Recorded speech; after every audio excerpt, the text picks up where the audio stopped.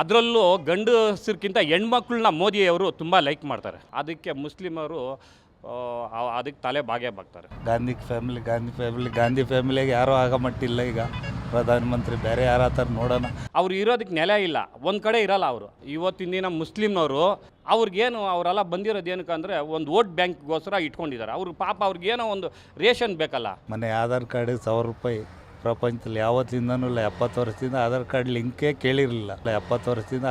ಲಿಂಕೇ ಕೇಳಿರಲಿಲ್ಲ. ಯಾಕಂದರೆ ಅವರು ಒಂದು ಮಾತಾಡಿದ್ದಕ್ಕೆ ಇಡೀ ಟೋಟ್ಲ್ ಇಂಡಿಯಾಲಿರೋರು ನೀವು ಮಾಡ್ತಾ ಇರೋ ಭಾಷಣ ಸರಿ ಇಲ್ಲ ಅಂತ ಟೀಕೆ ಮಾಡಿರೋರು ಉಂಟು. ಇವರು ಒಂದು ತಲಾಕ್ ಆದಮೇಲೆ ಇನ್ನೊಂದು ಆದರೆ ಇನ್ನೊಂದು ಮಾಡಿಕೊಂಡ್ರೆ ಎಲ್ಲರೂ ಮನುಷ್ಯರು ಅಂದರೆ ಮನುಷ್ಯರೇ ಅಲ್ವಾ. ಸರ್, ನನ್ನ ಹೆಸರು ಚಿನ್ನಪ್ಪ ಅಂದ್ಬಿಟ್ಟು. ಸರ್, ಕೆಲವೇ ತಿಂಗಳಲ್ಲಿ ಲೋಕಸಭಾ ಚುನಾವಣೆ ಇದೆ. ನಿಮ್ಮ ಪ್ರಕಾರ ಯಾರು ಅಧಿಕಾರಕ್ಕೆ ಬಂದರೆ ಒಳ್ಳೆಯದು? ಮೋದಿ ಬಂದರೆ ಒಳ್ಳೆಯದು. ಈಗ ಯಾರ ಹತ್ರ ಕೇಳಿದ್ರೆ ಮೋದಿ ಅಂತ ಹೇಳ್ತಾರೆ. ಯಾಕೆ ಮೋದಿ ಅವರು ಬರಬೇಕು? ಯಾಕಂದರೆ ಅವರು ಸರ್ವೀಸಿನಲ್ಲಿ ಮಾಡಿರೋವಂಥ ಕಾರ್ಯಗಳಿದ್ದು ಜಮ್ಮುವಿಂದ ಹಿಡಿದು ಕಾಶ್ಮೀರವರೆಗೂ ಏನು ಘಟನೆಗಳು ಮಾಡಿದ್ದಾರೆ ಅಂದರೆ ಪ್ರತಿಯೊಂದು ಮಕ್ಕಳಿಂದ ಹಿಡ್ಕೊಂಡು ಹಿರಿಯರವರೆಗೂ ಗೊತ್ತಿದೆ. ಅಂದರೆ ಅವರು ತೊಗೊಂಬಂದಿರೋ ಸ್ಕೀಮ್ಗಳು ಅಂಥ ಒಳ್ಳೆ ಸ್ಕೀಮ್ಗಳು ತೊಗೊಂಬಂದಿದ್ದಾರೆ.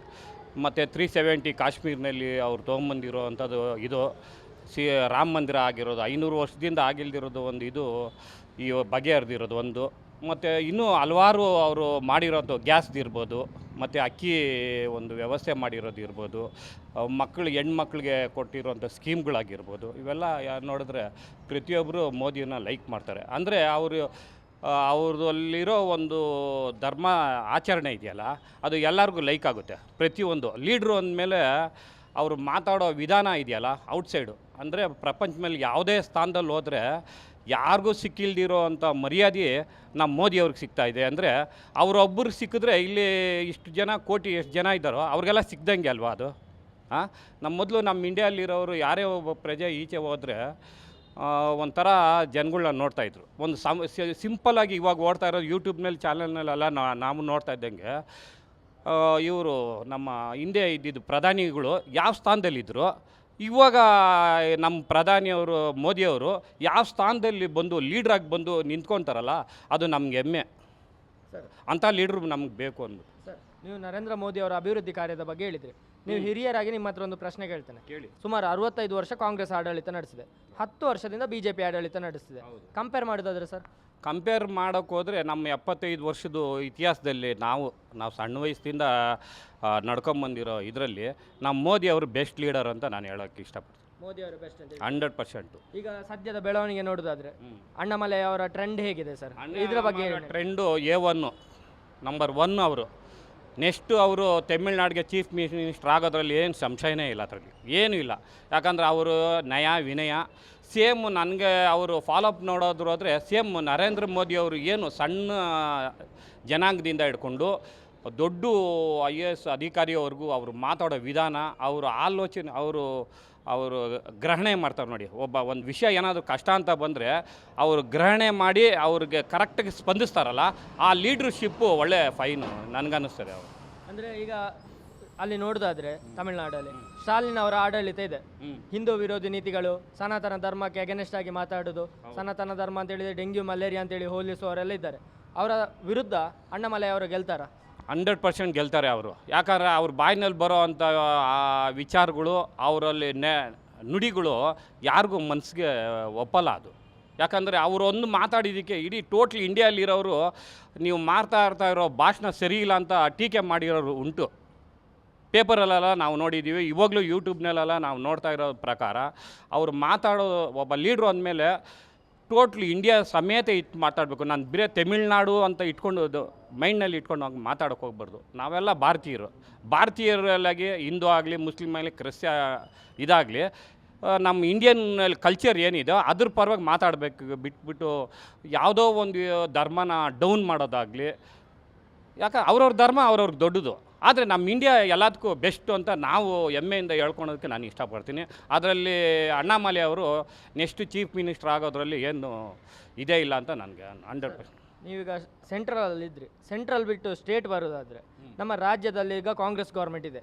ಗ್ಯಾರಂಟಿ ಯೋಜನೆಗಳನ್ನೆಲ್ಲ ಘೋಷಣೆ ಮಾಡಿ ಅಧಿಕಾರಕ್ಕೆ ಬಂದಿದ್ದಾರೆ. ಏನು ಹೇಳ್ತೀರಿ ಸರ್? ಇದೊಂದು ಯಾವ ರೀತಿ ಏನಪ್ಪ ಅಂದರೆ ಸೆಂಟ್ರಲಲ್ಲಿ ಇಂಡಿಯಾ ಲೆಕ್ಕಾಚಾರದಲ್ಲಿ ಎತ್ಕೊಂಡ್ರೆ BJP ಅಂತ ಎಲ್ಲರ ಮೈಂಡ್ನಲ್ಲಿ ಇರೋದು. ಸೆಂಟ್ರಲ್ಲು ಇವತ್ತಿನ ದಿನ ಕಾಂಗ್ರೆಸ್ನಲ್ಲಿ ಇರೋವಂಥ ಅಧಿಕಾರಿಗಳಾಗಿರ್ಬೋದು, ಕಾರ್ಯಕರ್ತರು ಆಗಿರ್ಬೋದು, ಬೆಸ್ಟ್ ಅಂದರೆ ನರೇಂದ್ರ ಮೋದಿ ಅಂತಾರೆ.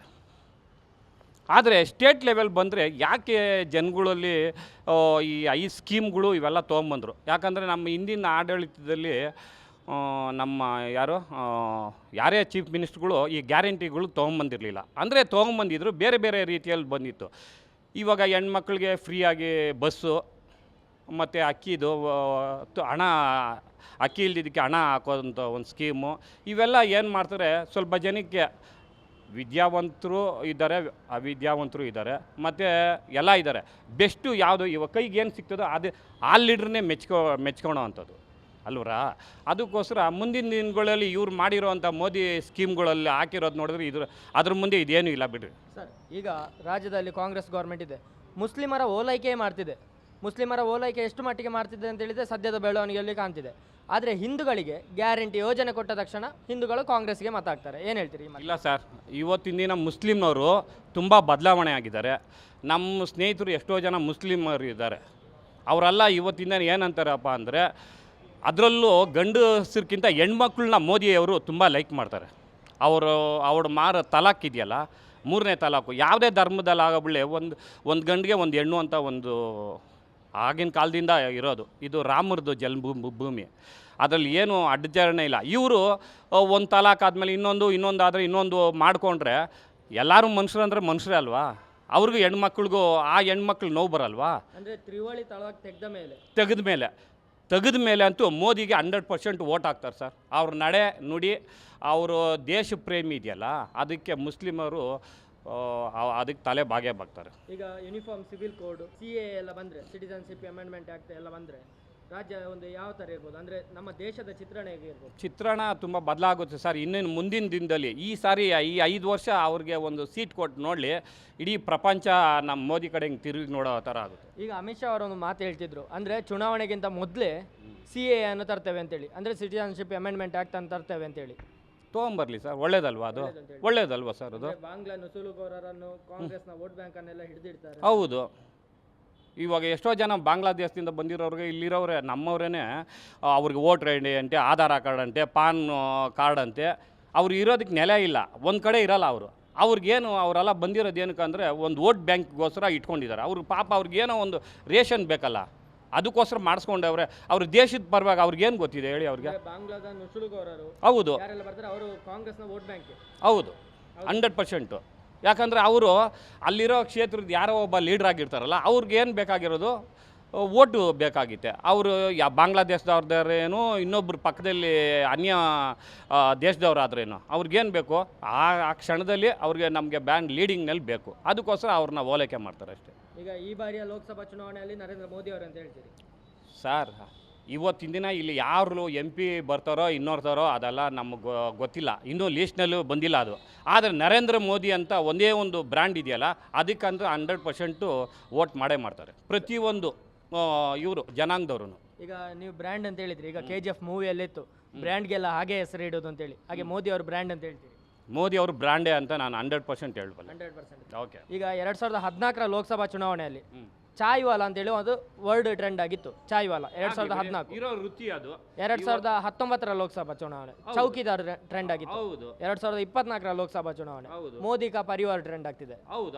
ನೀವು ಕೂಡ ಮೋದಿ ಪರಿವಾರದ ಸದಸ್ಯನ? ಹೌದು. ಅದೇ ಮೋದಿ ಅನ್ನೋದು ವ್ಯಕ್ತಿತ್ವದ ಮೇಲೆ. ಇವಾಗ ಇವ್ರದ್ದು 5 ವರ್ಷ ಆದಮೇಲೆ ಇನ್ನೊಬ್ರು ಯಾರೋ ಬರ್ಬೋದು ಅಂತ ಇಟ್ಕೊಳ್ಳಿ, ಅವ್ರ ನಡೆ ನುಡಿ, ಅವರು ಪ್ರಪಂಚಕ್ಕೆ ಸಾರಿರೋವಂಥ ಒಂದು ಸಂದೇಶ ಇದೆ ನೋಡಿ, ಅದು ಬ್ರ್ಯಾಂಡ್ ಆಗುತ್ತೆ. ಯಾವುದು? ಅದು ಬ್ರ್ಯಾಂಡ್ ಆಗುತ್ತೆ. ಆ ಬ್ರ್ಯಾಂಡ್ಗೆ ನಾವು ಎಂಥವ್ರು ತಲೆ ಬಾಗಲೇಬೇಕು. ಈಗ ನರೇಂದ್ರ ಮೋದಿ ಅವರು ಬ್ರ್ಯಾಂಡ್ ಅಂತ ಹೇಳ್ತೀರಿ? ಹೌದು. ಈಗ ಮೇವು ಹಗರಣದಲ್ಲಿ ಸಿಕ್ಕಿದಂಥ ಲಾಲು ಪ್ರಸಾದ್ ಯಾದವ್ ಅವರು ಸುಮಾರು 900 ಕೋಟಿ ಹಗರಣದಲ್ಲಿ ಸಿಕ್ಕಿ ಜೈಲು ವಾಸ ಅನುಭವಿಸಿದ್ರು. ಅವರೊಂದು ನಿನ್ನೆಲ್ಲ ಮೊನ್ನೆ ಒಂದು ಸ್ಟೇಟ್ಮೆಂಟ್ ಕೂಡ ಕೊಟ್ಟಿದ್ದಾರೆ. ಅದೇ ಪರಿವಾರ ಅಂತ ಅಂದರೆ ನರೇಂದ್ರ ಮೋದಿ ಅವರು ಅಂತ ಹೇಳಿದರೆ ಅವರಿಗೆ ಮನೆ ಇಲ್ಲದವರು, ಹೆಂಡತಿ ಮಕ್ಕಳನ್ನು ಬಿಟ್ಟವರು, ಹಾಗೆ ಅಂತೆಲ್ಲ ಹೇಳಿದ್ದಾರೆ. ಅಂದರೆ ಪರಿವಾರ ಇಲ್ಲದವರು ಅಂತ. ಈಗ ಅದೇ ಟ್ರೆಂಡ್ ಆಗ್ತಿದೆ. ಅದು ಯಾವ ಥರ ಮಾಡ್ತಿದ್ದಾರೆ ಅಂತ ಹೇಳಿದರೆ, ನಾವೆಲ್ಲ ಮೋದಿಯ ಪರಿವಾರ ಅಂತೇಳಿ ಎಲ್ಲ ಸೋಷಿಯಲ್ ಮೀಡಿಯಾದಲ್ಲಿ ಅವರ ಹೆಸರಿನ ಮುಂದೆ ಮೋದಿ ಕ ಪರಿವಾರ ಅಂತೇಳಿ ಹಾಕ್ತಿದ್ದಾರೆ.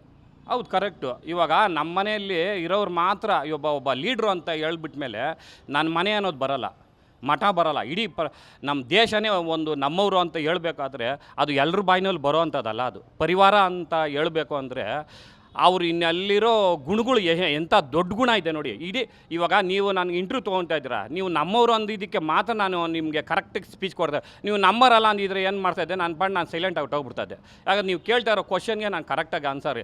ಅವರು ಲಾಲು ಅಂತವರು 1000 ಜನ ಅವರು ಕ್ವಶನ್ ಹಾಕಿದ್ರೇನು ಇವ್ರಿಗೆ ಇವರು ಅದನ್ನೆಲ್ಲ ಜಾಸ್ತಿ ತಲೆಗೆ ಹಚ್ಕೊಳಕ್ಕಿಲ್ಲ. ಇವರು ಅದರ 2 ದಿನಕ್ಕೊಂದು ಕೌಂಟರ್ ಕೊಡ್ತಾರೆ, 140 ಕೋಟಿ ಭಾರತೀಯರೇ ನನ್ನ ಪರಿವಾರ ಅಂತೇಳಿ. ಹೌದು, 100% ಕರೆಕ್ಟ್. ಎಲ್ಲ ನಮ್ಮವರೇ. ಬ್ಲಡ್ಡು ABCD ಅಂತ ಬ್ಲಡ್ನಲ್ಲಿ ಏನೇನೋ ಇದೆಯಲ್ಲ, ಅವರು ಒಂದು ಮನೆಯಲ್ಲಿ ಇರೋವಾಗಲೇ ಎ ಇಂದ ಇಸ್ Z ಅವ್ರಿಗೂ ಬ್ಲಡ್ ಗ್ರೂಪ್ ಇದೆ, ಹೌದಾ ಇಲ್ವಾ?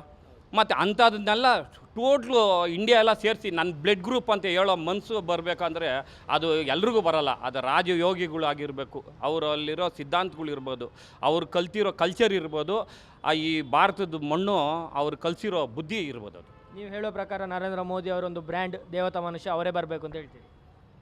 ಅವರಲ್ಲಿರೋ ವ್ಯಕ್ತಿತ್ವ ಆ ಥರ ಇದೆ ಸರ್. ಅವರು ನಾನು ಅನ್ನೋ ಭಾವನೆ ಇಲ್ಲ. ನಮ್ಮವರು ನಾವು ಎಲ್ಲರೂ ಸೇರಿದರೆ ನಾವು ಅನ್ನೋ ಒಂದು ಲೀಡ್ರು ಇದೆಯಾ, ಮಾತಿದೆಯಲ್ಲ, ಅದು ಬ್ರ್ಯಾಂಡ್ ಆಗುತ್ತೆ ಅಷ್ಟೇ. ಅವರೇ ಬೇಕು ಅಂತ ಹೇಳ್ತಾರೆ. ಅವರೇ ಬೇಕಂತ. ಯಾರು ಬರ್ತಾರೆ, ಯಾರು ಬಂದರೂ ಅದೇ ಮಾಡೋದು. ನಮಗೆ ಯಾರೇ ಬಂದ್ರೂ ನಮಗೇನು ಆಟ ಓಡಿಸೋದು ತಪ್ಪಲ್ಲ, ಜೀವನ ಮಾಡೋದು ತಪ್ಪಲ್ಲ. ಅವ್ರು ಬಂದರೆ ಅವರು ಸಾಹುಕಾರರಾಗ್ತಾರೆ, ಅವರು ಇದಾಗ್ತಾರೆ. ಯಾರು ಪ್ರಧಾನಮಂತ್ರಿ? ಈಗ ನೋಡ್ತೀನಿ ಪ್ರಧಾನಮಂತ್ರಿ ಯಾರು ಆ ಥರದ್ದು ನಾವು ಹೇಳೋಕ್ಕಾಗುತ್ತಾ ಸರ್? ಅವ್ರ ಪಕ್ಷದವ್ರು ತಯಾರು ಮಾಡ್ತಾರೆ. ಅಲ್ಲ, ಕಾಂಗ್ರೆಸ್ ಬಂದರೆ ಒಳ್ಳೆಯದು, ಯಾಕಂದರೆ ಅವತ್ತಿಂದ ನೋಡಿರೋದು. ಈಗ ನೋಡ್ತಾ ಇದ್ವಲ್ಲ BJP ಬಂದು ಏನೇನು ಮಾಡ್ತಾಯಿದೆ ಅಂತ. ಈಗ ನೋಡಿ, ಮನೆ ಆಧಾರ್ ಕಾರ್ಡ್ 1000 ರೂಪಾಯಿ ಪ್ರಪಂಚದಲ್ಲಿ ಯಾವತ್ತಿಂದನೂ ಇಲ್ಲ. 70 ವರ್ಷದಿಂದ ಆಧಾರ್ ಕಾರ್ಡ್ ಲಿಂಕೇ ಕೇಳಿರಲಿಲ್ಲ. ಅವ್ರು ಅಪೋಸ್ ಮಾಡ್ತಿದ್ದರು ಕಾಂಗ್ರೆಸ್ ಆಗಿದ್ದಾಗ. ಇವ್ರು ಬಂದಿದ್ದ ತಕ್ಷಣ Aadhaar card PAN card link ಮಾಡೋಕೆ 1000. ಏನು ಮಾಡ್ತೀರಾ? ಇಂಥ ರೂಲ್ಸ್ಗಳು ಬಂದರೆ ನಾವಂತ ಬಡವರು ಎಲ್ಲಿ ಹೋಗೋದು ಹೇಳಿ? ಹೌದು, ಚೇಂಜಸ್ ಬೇಕು. ಗಾಂಧಿ ಫ್ಯಾಮಿಲಿಗೆ ಯಾರೂ ಆಗೋ ಮಟ್ಟಿಲ್ಲ. ಈಗ ಪ್ರಧಾನಮಂತ್ರಿ ಬೇರೆ ಯಾರ ಥರ ನೋಡೋಣ, ಅವ್ರೇನು ಮಾಡ್ತಾರೆ ಅದನ್ನು ನೋಡೋಣ. ಟಿವಿ ವಿಕ್ರಮ, ದೇಶ ನಿಮ್ಮ ಕೈಯಲ್ಲಿ. ಈ ಕಾರ್ಯಕ್ರಮ ನಿಮಗೆ ಇಷ್ಟ ಆಗಿದ್ದಲ್ಲಿ ಲೈಕ್, ಶೇರ್ ಹಾಗೂ ಕಮೆಂಟ್ ಮಾಡಿ. ಟಿವಿ ವಿಕ್ರಮದ ಕಾರ್ಯಕ್ರಮಗಳನ್ನು ನಿರಂತರವಾಗಿ ವೀಕ್ಷಿಸಲು ಸಬ್ಸ್ಕ್ರೈಬ್ ಮಾಡಿ, ಬೆಲ್ ಐಕನ್ ಒತ್ತಿ.